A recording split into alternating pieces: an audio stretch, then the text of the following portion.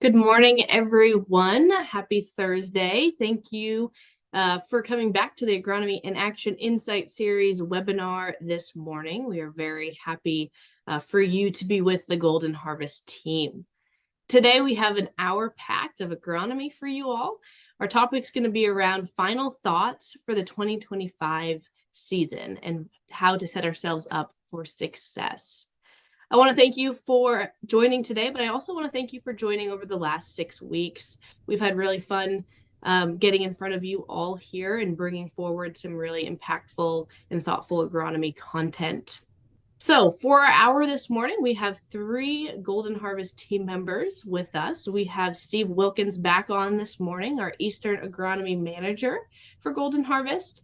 And then we have 2 agronomists. We have Adam Mayer, our agronomist in Minnesota and Northeast Iowa.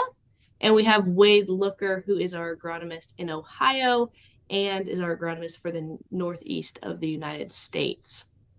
With that, I'm going to pass it over to Steve here to just get us ready for the session here this morning and take over the content. So thank you all for joining. Thank you, Julia. Good morning, everyone. We appreciate you taking the time to join us for one final Agronomy in Action webinar here this morning. With this being our final one, we wanted to take a little bit of a different approach this year, something we've not done in the past, and take and summarize some of the things that we've heard in the previous webinars, and also try to condense and relay what we want you all thinking about as we head to the fields here in the not too distant future. Spring 2025 is upon us. And when you're driving down the road and you're thinking in your truck or you're looking out the window trying to plan for what this season's going to be, we thought it'd be nice to take a couple of reminders and a couple of things we want on the front of your mind as we head to the season ahead. So with that, we've got a couple of topics that we're going to go through today. We're going to spread the gamut. We're going to go from soil fertility, corn rootworm management. We're going to talk about soybeans, soybean management. We'll hit on a few things about weather as well. So buckle up. It's going to be a fast hour that we have ahead of us. Please ask your questions as you have them. And to get started here, we will transition and roll over to Mr. Adam Mayer to start us off with a talk around soils and soil fertility. All right, thanks, Steve. Good morning, everyone. We're going to start out with some agronomy basics, and some of those basics a lot of times revolve around our fertility program and what we have available for our plants. And I just want to revisit again on a little bit of a few things to look at on that soil test that you have pulled for this last season. So to start out here, I have some data that was pulled from FinBin is what it's called, but this is a farm financial database that University of Minnesota has available for growers to use, and they will input all of their farm financial data into it. So this is kind of an unbiased, really unique look at some parameters around profitability. So what I did was look at the bottom 20% of profitable, so the least profitable farms, the bottom 20% of profitability for farms. And we can see some of the facts and figures that come out of that group of folks. Average yield around 176, average seed cost per acre 127, land rent 236, fertilizer per acre 279. And then let's look at the inverse here, and those high performers, the most profitable growers, and what their average costs were for some things, as well as yield. So you can see that yield is at 196, average seed per acre is 117, land rent 216, average fertilizer per acre 219. So let's break this down a little bit. There's a few things that really jump out to me. So when I think of the most profitable growers, a lot of times I think of size and scale, and that they're probably getting some pretty big breaks when it comes to some of the inputs, that sort of thing, and then maybe can do some things on rent as well. And it's kind of interesting that most profitable, they are getting more yield, which is obviously huge to more profitability, but the seed cost per acre is really not that significant at $10 an acre. Rent was not significantly different. Obviously a few instances we've had a little less rent, but the real surprising one that might be a little counterintuitive to what a lot of people think is these growers are getting almost 20 bushels more by spending $60 less per acre on their fertilizer bill. So that one was pretty eye-opening to me, and kind of comes back to the importance of dialing that fertilizer dollar in and making sure that we're spending the dollars where they need to be spent and not spending them where they don't. So that's kind of the premise of what a few things that we're going to touch on here to start out with. So I want to just look at and reiterate, a few things that you might see on your regular soil test that you normally have done by either yourself or some other consultant. But the first thing where my eyes go to generally is that soil pH. I really want to make sure that's in line. You can almost throw a lot of the other things out without having that, and that 6.3 to 6.8 is a real nice place to be. If we're below that 6.3, we really want to start thinking about doing some management to make sure we're getting that and more of the sweet spot as far as that pH goes for soil nutrient availability and biological activity, etc. So the other thing that you're going to see on here is a multitude of your nutrients, and you'll see next to it VH or an H or an M, and those are the categories that these values are put into. So a very high, a high, medium, etc. And then the numeral value is generally a parts per million of whatever nutrient we're looking at. So these are kind of important to look at and understand. The other thing, you might get a different format of the data from your consultant, and it could look something like this on a map format.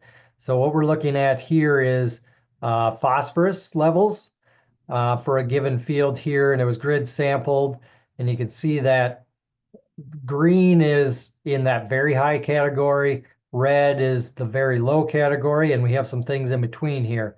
So I just wanted to showcase this because this is probably a pretty normal field of what we see out there with some variability to it. And, to that point, I believe this field would be a great candidate for variable rate script and maybe saving some fertilizer in those areas that we really don't necessarily need it. So I just wanted to point out that optimum level, when we look at where some of these soil test recommendations are coming from, this optimum category, a medium category, depending on where you're getting your information from, is really that critical level that has been determined where yield is at 100% if we're in that optimum category. And if we're below that, that yield is likely less than 100%, and we're going to definitely have good response by adding more fertility. And then obviously in the high and very high categories, it's less paramount to have an additional need for fertility to get to 100% yield level. So you can see those levels. These recommendations here are out of Iowa State, but they're very similar for most institutions across the Corn Belt.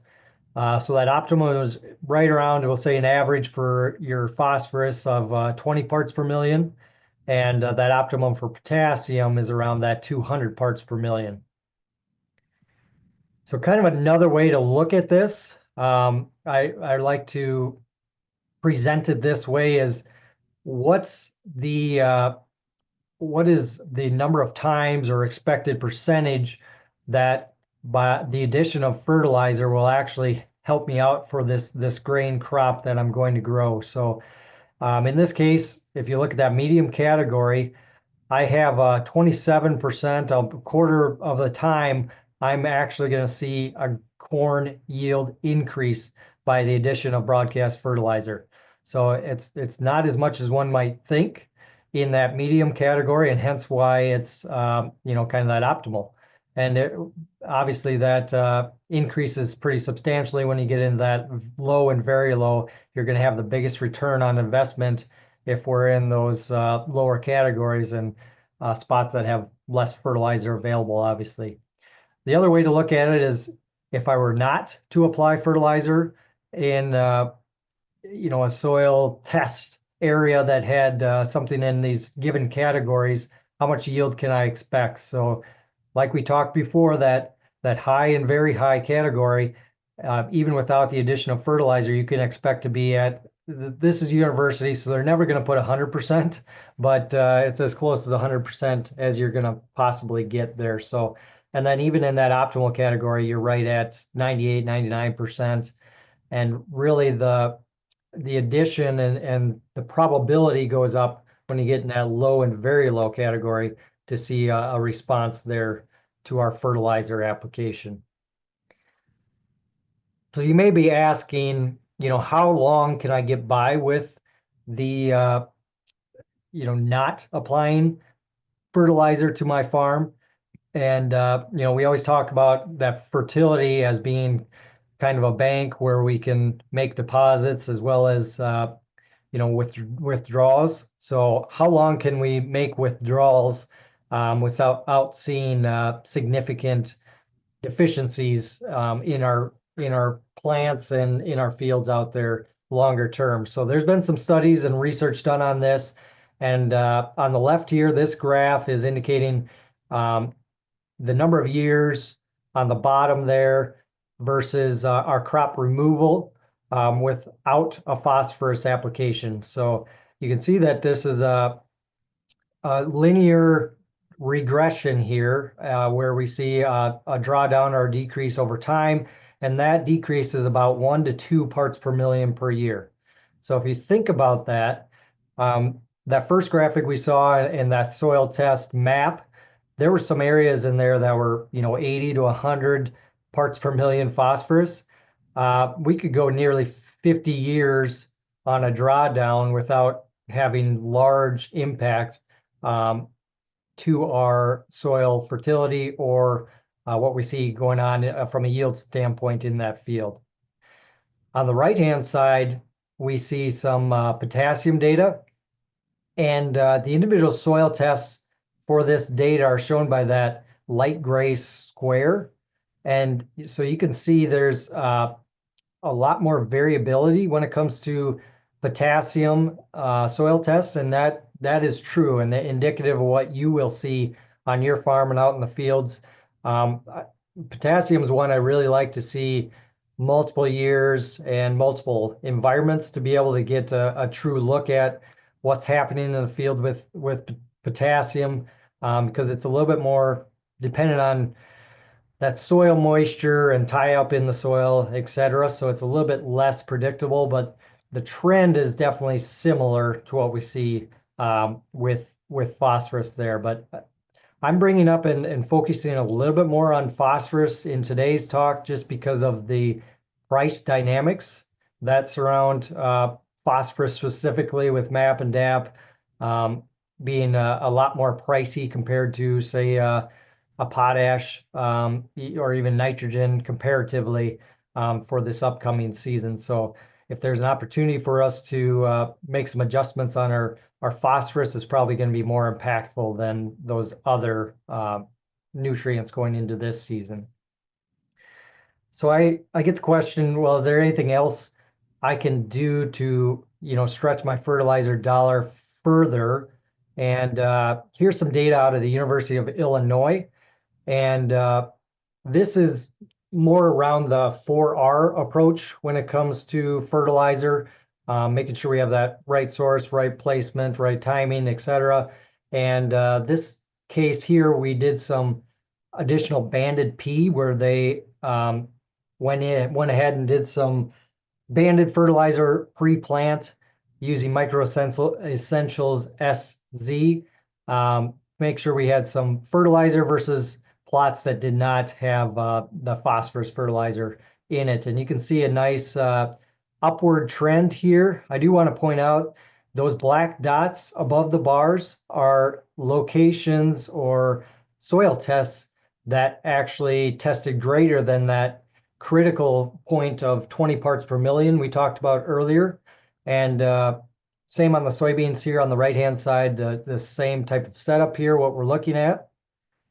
And the data in the end showed that with that banded phosphorus, we actually saw an average of 5.5% additional yield out of that phosphorus application, along with being above that critical level. So placement is extremely important and actually trumps what our soil test shows out there, and we can still get and stretch our fertilizer dollar further if we're using more of that 4R approach.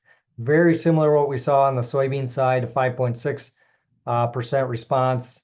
I think it was 11.5 bushel average on the corn, and 3.5 or 3.8 on the soybeans, if I remember correctly. So some nice yield gains, even where we had good fertility, soil test fertility levels there. So this kind of leads me into the next question. We talked a little bit about P and K. Let's pivot towards that nitrogen, our next or our biggest input cost there on the corn side of things. And I have a lot of guys that take the more-on approach with the nitrogen, and that the more we put on, the more yield benefit we're going to get from that. And that can be the case to a point. And one of those things that's really going to help you to get a benefit about the addition of nitrogen is making sure that we have our nutrients in balance, specifically our P and K.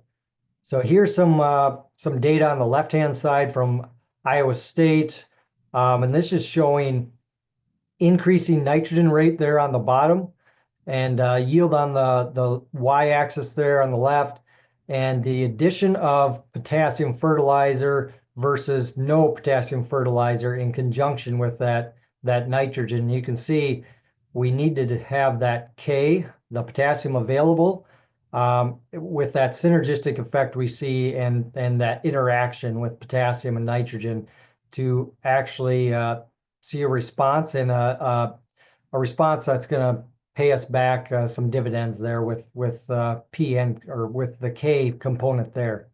On the right-hand side, you can see some data out of the University of Wisconsin, and it's showing a very similar thing. They looked at different soil tests for P and K, and that black circle there that you see kind of across the middle is showing a low soil test P and K. And as we talked, that's probably the thing that needs to be corrected before we're going to see a big response with that additional nitrogen rate. So very similar data suggesting that we need to have our nutrients in balance to be able to see some responses there. And this is really shown pretty nicely in something that's called Mulder's chart. And this just shows all the interactions with all the soil nutrients that are needed to complete that life cycle within a plant. And you can see the antagonistic relationship versus a stimulation relationship between a lot of these nutrients. And you can see that nitrogen and potassium, there's a direct correlation there, and there's many other interactions here that can be either positive or negative. So we have to keep in mind that this is an integrated approach when it comes to fertility, and we can't just look at one individual thing and say that we're gonna either cut this thing out or just focus on one thing by adding it. So we need to keep this in mind for our 25 growing season. So the other question I get is, okay, if I have my soil nutrients in balance and have a good system, I feel like from a soil health aspect, whatever, can I reduce my N rate to maybe save some money? So here's some data that came from the Practical Farmers, and this is on-farm field data from participating growers. And the design of this was really to have the grower do their standard nitrogen rate and then do a reduced nitrogen rate. And they didn't necessarily have defined parameters for what those values were. But from this data set, there was an average reduction of 23% of what the nitrogen rate was put out there. And the starting N rates were between 120 pounds and 232 to start with. So, 120 is probably on the light end for my comfort level in quite a few cases. And 232 is probably on the heavy end, especially on a soybean ground type of environment. So the data showed that on the left, where we have the green bars showing up there, that about a third of the trials did see a significant change in the yield as far as a decrease goes with that decreased N application. And likely those were ones that probably were pretty low as far as that starting point. But the interesting thing is on the right-hand side is what's your return on investment and your financial savings potentially. And 86% of these trials showed cost savings with that reduction in N application. So what this goes to show me is that there's an opportunity for us to do some testing on our own farms and kind of figure out and dial in where that optimal rate might be. And I get all the time, well, what is that optimal rate? And so I find a good starting rate to, give a recommendation for a grower is just go to cornnratecalc.org. And this will help you find for your local geography that maximum return to nitrogen rate. And I'd start somewhere in that range and go plus or minus from there to really understand on your farm with your circumstances, where is that true best return on investment for nitrogen rate. And what I've seen in the past couple of years, it might be a little lower than you were expecting. And we know that timing can be huge on this nitrogen conversation as well. So just a few comments to wrap up this part. The NPK, if we have soil tests above 20 parts per million, broadcast fertilizer likely is not going to have a huge response. A 4R approach is probably our best approach to all applications. Potassium is really one that we can manage to 200 parts per million, but these results are a little less predictable. So that's one I'm more hesitant on backing off from compared to like a phosphorus. And then, on the nitrogen side, that increase will not show a return without being in balance as far as the rest of our nutrients there. And we might have the opportunity to decrease that if we have a nice, healthy system there. So I'm going to continue on here and jump topics here and talk a little bit about corn rootworm. It's pretty near and dear to my heart with being in a pretty big hotspot for a lot of corn rootworms. So I just wanted to point out a few things that we might see for this coming year and what we saw from last year. So let's level set and ground truth, where we're at from a corn rootworm life cycle standpoint. Right now, we're in obviously winter, springtime. Our rootworms are currently in the soil as an egg. When it comes to about 700 soil GDUs, we'll have that emergence right along with our fireflies. Right at that lightning bug time frame, we'll see our larvae come out in that June to July time frame and start feeding. Those larvae will pupate. And then in August, we'll start seeing those adult beetles emerge, and then they'll lay eggs for the fall. And this is important in that we do only have one generation per season with these corn rootworms. So let's take a look back, and it might be painful for some of you, but let's look at some weather from last year and just point a few things out. So this is precipitation maps from last year. If we look at that May time frame, we had a lot of Iowa that had excess precipitation, led to saturated conditions. June was all about southern Minnesota, southeast South Dakota, northwest Iowa. And then July, we had some Missouri, Illinois areas that had some pretty heavy rainfall that led to saturated conditions. So this leads me into my poll question. With all of that rainfall, let's think about, can corn rootworm survive those saturated conditions? So your options are yes, eggs and larvae both can survive saturated conditions. Eggs can, larvae can't. Eggs cannot, larvae can. Or no, neither can survive those situations there. All right, we have our results, and yeah, this is an interesting one. So eggs can, larvae cannot. So the majority of you were close, not quite. So eggs don't necessarily have to breathe. So we were in an oxygen limited situation with those saturated conditions. So eggs generally can persist, and the larvae are the ones that can drown. And that's our best way to reduce larval populations, is actually by drowning. So I want to level set real quickly on where those eggs are in the soil profile. When we look at the western corn rootworms, they generally lay their eggs in that 3 to 8 inch soil depth profile. And the northerns are going to be a little bit shallower than that, in the 2 to 6 inch soil depth.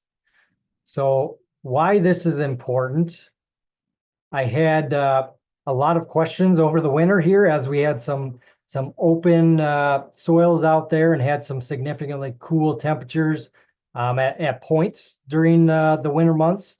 So what's that cold tolerance of rootworms, and what do we have to get to before they're going to have mortality? And the answer is around -7.5 degrees Celsius or 18.5 degrees Fahrenheit, and that's for a little bit more of a sustained temperature time frame, or get down to -17 or close to that 0 Fahrenheit to really do much damage from a mortality standpoint. So how cold did we get? That's the question. And this is not air temperature. We need to get soil temperature where those eggs are to really have an impact here. So these are some data points. On the left is from Waseca, Minnesota. And this is at different soil depths. So at 2 inch, 4 inch, 8 inch. And so we'll go use that -7.5 and -17 as our parameters for the temperature we need to get to really see some mortality. And we did get to that -7.5, but unfortunately, this is the one date that I found the coldest recorded temperatures for soil temps, and that was on that January 20th date there. So we really didn't have long enough, and we never got to that 17 below Celsius to really do enough damage. So unfortunately, we're probably going to have some in that 2 inch that we did have some mortality, but probably the ones that survive were ones that are going to be really good survivors out in our field anyway. So long story short, we still do need to have our management hat on for this coming season when it comes to corn rootworm out there. So with that, I'm going to go ahead and pass it over to our next topic with Wade. Thanks, Adam. My name's Wade Looker. I'm the agronomist covering Ohio in our Eastern Business Unit, and we kind of have a smorgasbord of topics for us to discuss today. The first of 3 that I'm going to talk about is soybean planting date. This is something that maybe you've heard me talk about in the past, but it's something that I'm pretty passionate about. When we look at the climate of the ag economy right now, we need to do all that we can to increase yield. And actually, soybean planting date is one of those things that we can do to increase yield while also not investing more dollars into our crop. And so let's talk a little bit about soybean planting date. Soybean planting date is super important because it's all about the length of time that we have for our soybeans to grow and produce soybeans. I like the analogy because it works really well that soybeans and corn for that matter, they are factories that turn things like sunlight, water, and nutrients into grain. They truly are factories that take inputs and create an output, the grain that we harvest. So it's no different than a window factory or a steel factory or a tire factory for that matter. The longer that those factories are open, the more output, the more top end yield potential they can potentially produce. And so we can extend that growing season with soybeans in two ways. One, we can increase relative maturity. We can make that growing season longer based upon relative maturity. We can extend it in the fall in that way. The other way that we do that is with planting dates. We can extend our growing season, keep our factory open longer on the front side by planting earlier. And so let's talk about that. You've probably heard in the past that tall beans don't mean high yielding beans, and there's truth to that. But there's also truth in that vegetative growth is very important for total top end yield potential. And the reason for that is branching. So the more branches that we get, the more nodes we have. Nodes are where we set flowers, where we set pods, and where we grow beans. So nodes are very important. When we extend that growing season, particularly on the front side, we get a longer period of time for vegetative growth. We get more nodes per plant, which means more flowers, more pods, more beans, hopefully more top end yield in the fall. So it just builds that factory out so that we can produce more if we get the conditions that are advantageous for that. So in addition to just extending the overall growing season, there's more to it that helps us increase our total top end yield potential. First is capturing sunlight. If we plant earlier, we're able to close those rows earlier. There's a longer period of time for us to harvest that sunlight and turn it into grain. When sunlight hits that bare soil surface, that's basically like a wasted input that you would have in any other factory. We don't want to do that. We want to make sure that we're as efficient as possible in turning that sunlight into grain. The other thing is that it actually extends that period of reproductive growth for our soybean plants. So we have more time to produce flowers, to set pods, and then to fill those pods. And then additionally, by increasing or by planting earlier, we're able to shift some of that reproduction earlier into the growing season. And so if we're able to get plants that are flowering in, let's say, late June or early July, usually the weather's a little bit more advantageous during that time frame. Usually it's not quite as hot. Usually we have a little bit more rain, a little bit more moisture that time of year than we do, say, mid to late August. And so again, if we're able to shift some of that reproduction earlier on, we're likely shifting it into a time period that's better suited for that plant anyway. So all that's well and good, but how does that equate to yield? This is a study that we did here internally with our Golden Harvest Agronomy team. This has 17 different site years from the years 2000 to 2020. And what we saw is a yield bump by planting early, especially when we consider early versus truly late planting. And so what we saw here was a decline from the beginning to middle of April towards the middle of May. And then really once we got towards late May into June, that's where we saw that big precipitous drop off. We saw that beyond late May, we lost about 1% of yield every 2 days. So really important there. And we aren't the only ones that have seen this. This is data from University of Illinois, and they actually saw a even more extreme penalty towards planting late. You know, that gap from April 23rd to May 9th was about 6 bushels. We waited another couple weeks, we lost another 6 bushels.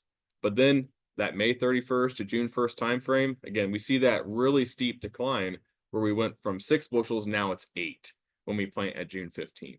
So again, planting early is something that's pretty achievable. It doesn't cost any more money, and it is an easy way for us to gain soybean yield. And again, in today's markets, what an easy way, what an important way to gain additional dollars in your pocket. The next topic in our smorgasbord of agronomy here today is soybean cyst nematodes. Let's take a couple minutes and talk about that. Soybean cyst nematode is a pest that affects soybeans across basically the entire Corn Belt. The shaded counties here are the ones that we have confirmed soybean cyst nematode pressure in. And I would argue that the handful of counties across the Midwest here that aren't shaded in is probably more of a sampling error than anything. So if you're watching this right now, you very likely have soybean cyst nematode pressure out in your fields right now. To really underline how important and impactful soybean cyst nematode is the fact that it causes about $1.2 billion in losses to our farmers across the U.S. annually, just in lost bushels. So really, really impactful stuff here. How do we manage it? So there's a couple of different ways that we can manage it. First is through genetics, through genes that help fight against soybean cyst nematode. If you open up our seed guide or any of our competitors' seed guide, you're likely to see a lot of different varieties with the PI88788 gene. And the PI88788 gene is a gene that is naturally occurring in a soybean plant, and it really helps fight against soybean cyst nematode. It's been around a long time and has done a lot of really good stuff for us. However, we are starting to see a race shift, meaning that, frankly, PI88788 doesn't work as well as it used to. The populations of soybean cyst nematode are adapting and evolving, and so PI88788 just isn't working quite as well. If you look at the map here, look at my home state of Ohio, you see 54%. And that means that 54% of the sampled populations were able to reproduce at a greater than 10% rate when introduced to PI88788. So again, 54% of those populations are doing pretty good against the PI88788 gene. Therefore, we've seen a broader adaptation of peaking. And what peaking is a very similar gene to PI88788. It is a gene that is naturally occurring within the soybean plant that helps that plant control soybean cyst nematode. Here on the bottom right, you can see the amount of peaking varieties that we have been selling has been jumping pretty dramatically over the past few years. So let's talk a little bit more about peaking. Peaking really isn't new. It's something that's been around a while. It was discovered in 1957. And so again, it's got a good history, a good track record with it. It actually offers stronger control than PI88788, which we had talked about. But because of that, it's really important to continue to rotate, because if it's stronger, then that means it's a lot easier to build resistance to the peaking gene right now than it is PI88788. And so in order to prolong how strong peaking is against soybean cyst nematode, I do recommend that we rotate between peaking and PI88788. The other thing that I want to note is, for a long time, peaking really resided in group 1 and group 2 relative maturity zones. Our breeders have done a fantastic job of pushing that envelope later and later. So that opens the door for customers and growers across the Midwest that may not have had really access to the peaking gene, simply because the relative maturities that they plant, weren't really suited to having peaking in them. And so that's been a big change and a very exciting change that we've noticed across the U.S. Finally, the last kind of tool in the toolbox for soybean cyst nematode is seed treatments. And so we have a product called Saltro, does a great job. And it handles both soybean cyst nematode and SDS, sudden death syndrome. That's a very important relationship between the two. So if you're concerned about sudden death syndrome, you really do need to have a robust soybean cyst nematode management program. And here's why. Soybean cyst nematode, it'll drill into that root. It'll open that root up. And that acts as a vector for sudden death syndrome to enter that plant. So it would be no different than, say, you're out doing field work, you cut your hand, you don't administer proper first aid, you get lots of dirt in it, don't take care of it, you're probably going to wind up with an infection in that wound. It's kind of the same premise with this, where SCN opens that root up, that allows that sudden death syndrome to enter that plant. When you're driving around in, say, August, and you see these fields that turn yellow, leaves start to turn yellow, they drop the petioles, you can just tell they look sick, that's probably some SDS in those fields. And so largely we think of SDS as a truly late season disease because that's when we see it. However, SDS is an early season disease. It enters that plant early on, and it lives within that plant relatively harmlessly until later on in the season when it starts to produce those toxins that we see. And so being able to control both of these at the same time with the same product is really, really important. And that's why we've had such good success with Saltro. The final topic in our smorgasbord of agronomy here today is going to be late season management, particularly surrounding corn. So let's take a look. This is a chart here on the right-hand side that I think a lot of folks have seen. I like it a lot and I use it a lot. What it does is it really shows where dry matter is allocated within the plant. So is this dry matter going to the grain, the tassel cob husk, stalks and leaves, or the leaf blades themselves? So it shows where that dry matter is accumulated. And then it also shows when that dry matter is accumulated. So for example, let's look at the blue or purple color here.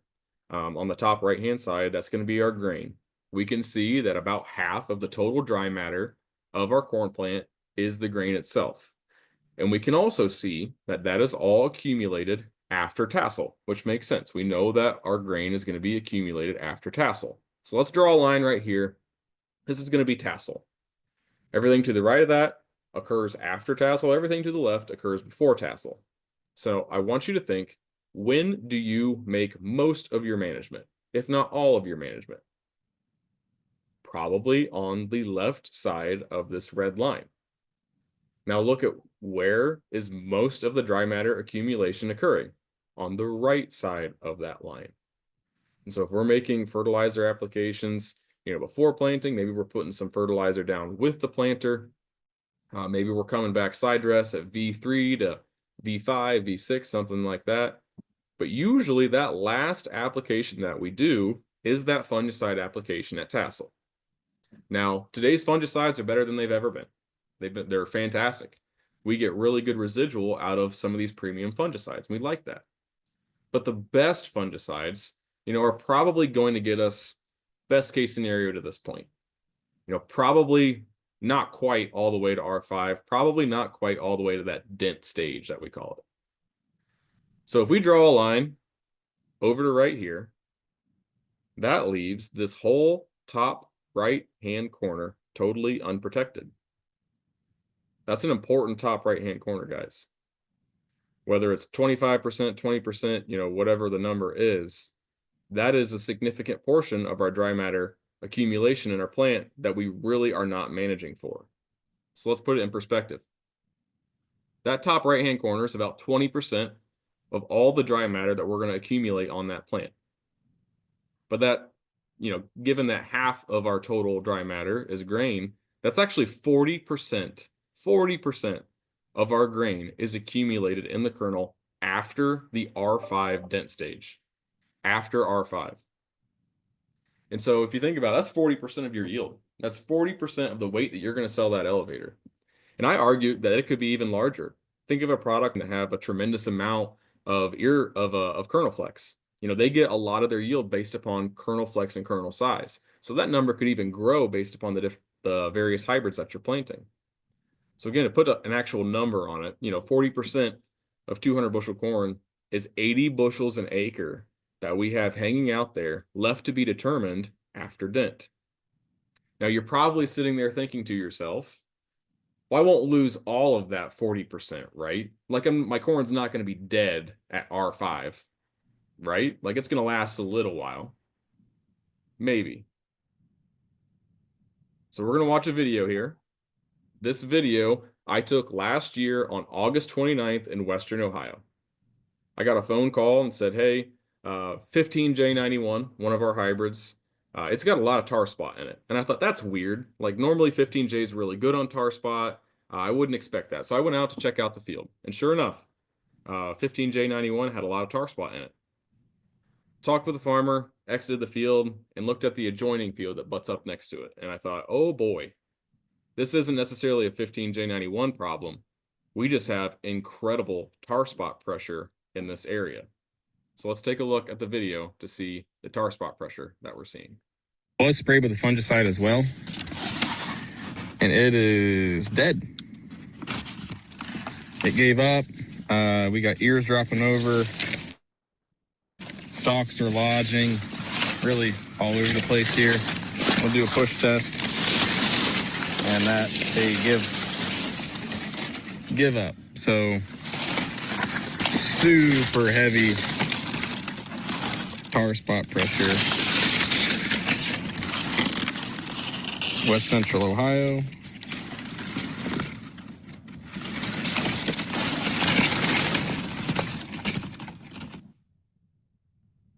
So again, that was a competitor right next door to 15J91. So I'm going to ask you this question. Do you think that customer lost his 40%? Because that corn was dead at R5. That was August 29th. He could have run the combine through it. And frankly, he should have. Because this was that field about a month later. About a month later, we had a hurricane come through, and it brought really high winds across much of southwest and west central Ohio. This is that side by side. So I think he lost that 40%. But even more than that, he had down corn. So the yield that he did achieve and that he did get on the ears now on the ground, and I don't think he probably got it all. But it gets deeper than that. He has employees. You know, he had to pay those employees more hours to harvest that corn. He probably incurred more maintenance costs, more repair costs. You know, harvesting down corn's really hard on equipment. And then there's opportunity costs associated with it too. You know, he spent more time harvesting that field when he could have been harvesting other fields. And we all know that you don't add bushels by leaving corn stand out in the field longer than you have to. So the point of all of this is not that we all need to go out and start making fungicide applications at R4. That's not the point. The point is that as we head into 2025, I'd really like for you to review your management strategy, review your game plan, and see if there's anything that you can do just to push management maybe a little bit later. So for example, if you normally make your side dress application at V3, you know, if you can get across the corn at V8, you know, that's going to ensure that more of that nitrogen is available later on into the growing season so you can have more of that last 40% covered. We want as much of that top right corner of our chart taken care of as we can. You know, maybe you live in an area where there's a strong history of tar spot, and so you're accustomed to making fungicide applications every year. Go out and scout at tassel. And if you don't see anything at tassel, well, maybe you delay that application a week or two. That way, it extends that residual activity from that fungicide deeper into that grain filling process. Or maybe you know, like, hey, I live in a really heavy tar spot area. I'm probably going to have tar spot that I need to control at tassel. Well, select a hybrid that is really good on tar spot. That way we can rely on the hybrid's ability to handle that disease late season when we know that our fungicide is going to be run out at that point. So that's the point. Just take some time, review what you're currently doing, and see if there's a way that you can hold on to more of that 40% later on in the season. With that, that's the end of my my talk on the smorgasbord of agronomy topics, and I'm happy to turn it back over to Steve Wilkins, who's going to tell us all about the weather in 2025 and what we can expect. Thank you. Excuse me. Thank you, Wade. Thank you, Adam. Really good information there. I always laugh when I hear people say the corn crop is made in July, and then I realize it's not. It's more about the last half of the grain fill where we can really add, subtract yield. In the time we have left this morning, we want to talk about a couple of things, and basically, I want to talk about the weather. It's something that we talk about nonstop, really can't control it, but I do think it's worth understanding where we're at today and what that could potentially mean for us in the growing season ahead. So what I'd like to do is start with a little bit of a quiz question, and we'll get to that. So for the year ahead of us, as we get into planting, what are the cycles that are occurring? Is it the 89-year Gleisberg cycle? Do we have a lunar cycle? Or do we have a solar cycle? Or potentially, do we have all of them? So we'll give you a quick couple of seconds here to put in what you think your guess is. Correct. So for 80% of us, you are right. Not only do we have all of those cycles, we also have some sea surface temperatures as well that lend itself to some challenging potential, and I say potential because we don't know, dry conditions going forward. So as we sit here today, this is a view of the latest drought monitor. For those of us in corn and soybean country, we're sitting at about 80 or so percent of our corn acres sitting in some level of drought, and roughly about 70% of our soybean acres sitting in some drought. Okay, if we take that a little bit different and we look at our subsoil moisture, I'm going to go down to about the 3-foot level, and we zone in here really on what I would say is the core area of our corn belt where we grow our crops. You can see that we're dry. So while the spring rain can easily undo the dryness of the fall and the winter, the ability to have deep, full profiles in many of our areas, that's not going to be the case here this spring. So we're heading in dry, and we have a forecast for dryness. For those of us that follow Mr. Eric Snodgrass, I mean, he's telling us there's a 6 in 10 chance of a pretty substantial drought this year. Okay, so here's a map that gives the outlook of what spring could look like for many of us. And you can see like there could be some opportunity for some recharge and for some ample precipitation here in our more north central to northeast type of corn belt. But dryness looks like it could prevail in the central to central west into the plains area. So there's not much we can do about it unless we have water and access to pivots. But I do think it's something that we should be thinking about as we start to make our plans. And why is that? Well, whether we have access to water or not, our crops still demand water. And we've shown this slide a few times in the previous years. You know, our soybean crop, you need 22, 23 inches of water. Our corn crop, you're going to need a bit more. But we get into that August time period and just realize the demand for moisture is very, very high. You know, for corn, we're taking up about 1/3 of an inch a day for about a 2 to 3 week time period. Soybeans, it's a little bit longer, but we need to understand the needs of our water also as we're going in relatively dry.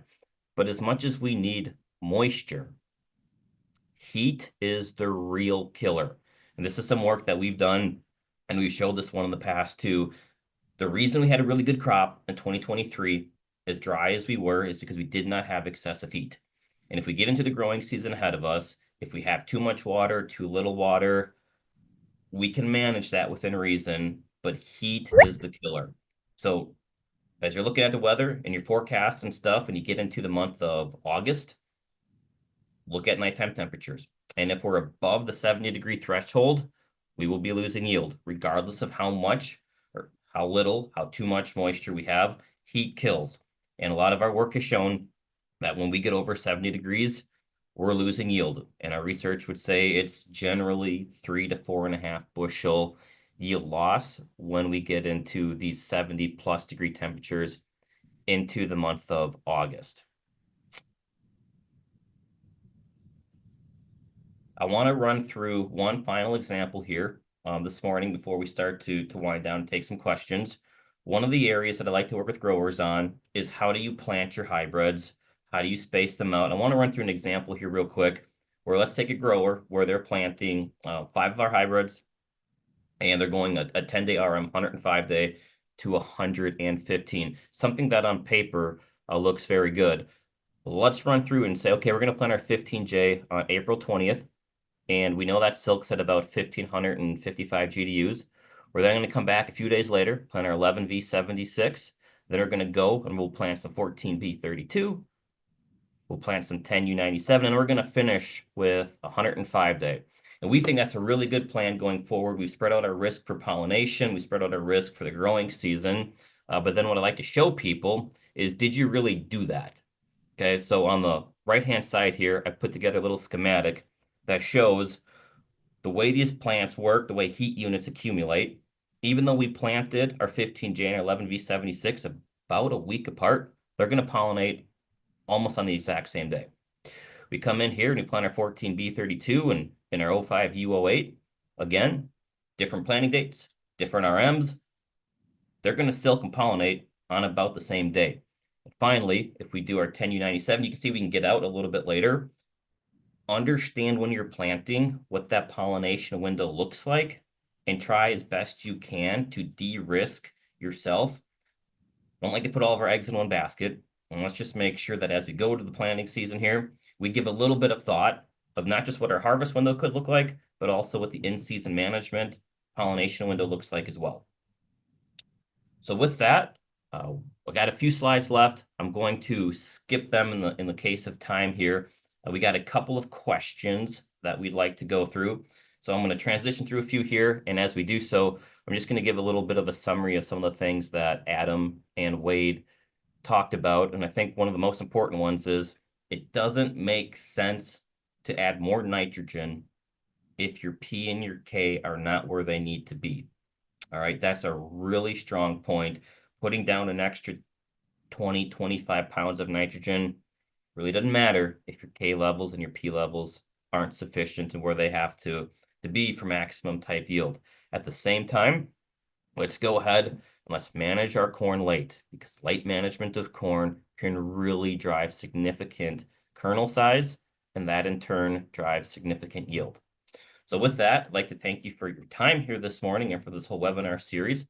I'm going to turn it back to Julia, and I'm going to let her finish up with a couple of the QR codes. Thank you, Steve. Appreciate it. Appreciate the content here. I know we had a lot, and it was a true smorgasbord, as Wade mentioned a few times, but hopefully you picked up a nugget or two. With that, we are at time, but we will take some questions. So we will kind of go over a few minutes here. So if you can stay, great, as we kind of connect with our presenters here. So Wade, Adam, if you want to come off of your mute and camera, would appreciate that, so we can talk about some of these things that have been put into the Q&A. Wade, I know you kind of typed an answer here, but one of the questions that came in was around the soybean planting date and maximizing yield. And one of the questions was, do we need to plant varieties that branch more based on the statements that you made there earlier on? Yeah, I wouldn't go out and necessarily like choose the bushiest bean that you can find. I would find a variety that has a lot of proven top end yield and then manage that for maximizing yield. So, you know, some beans throw really big beans, that's how they get yield. Some beans throw lots of branches, that's how they can get yield. So there's lots of different ways that beans can achieve those high yields. I think the important part is selecting one that has a proven track record of high yield and then managing it accordingly. You know, even if you have kind of a thinner line bean, planting it early is only going to help with getting more branches on it. So I don't think you necessarily need to just select the most bushy bean that you can possibly find. Just find one with a good track record and then manage accordingly. So Adam, another one that came in that you did type an answer to, but for the micro essential, the SZ does contain sulfur and zinc. I guess, how is the relationship with this when it comes to N and those University of Illinois trials? Yeah, so that was a good catch. So obviously MESD also contains things that are not just phosphorus, and that was a study that was intended to show the difference in phosphorus. They, if I remember the study correctly, did correct for the nitrogen, sulfur, zinc in another form on the check plots. So that's how they tried to make sure we were isolating the phosphorus being the difference on that. Thanks, Adam. Looks like we're slowing down on questions here as a general statement, but there was one other way that maybe you can address when it comes to residue management too. The question was, for the tar spot issue in that particular field in Ohio, was that a corn on corn rotation or was that corn and soy? Yeah, so this was rotated. It was soybeans the previous year. However, this was long-term no-till, and there was corn residue on top of the ground yet from 2 years ago. And I do think that was a contributing factor. I'm not surprised. Hopefully we don't have those set of conditions again this year. Awesome. Thanks, Wade. That kind of concludes the questions that are in the Q&A box here this morning. If there are additional questions that come up, please reach out to any of the presenters from this morning or your local Golden Harvest sales representative or agronomist. With that, I just want to thank each and every one of you for joining us here today and throughout the last 6 weeks. It's been a really fun Agronomy in Action Insight series for me to host and lead. So just want to thank you and wish you luck as you move in to the 2025 growing season this year. And a nice reminder to stay safe out there. So thank you, everyone, and have a great Thursday morning.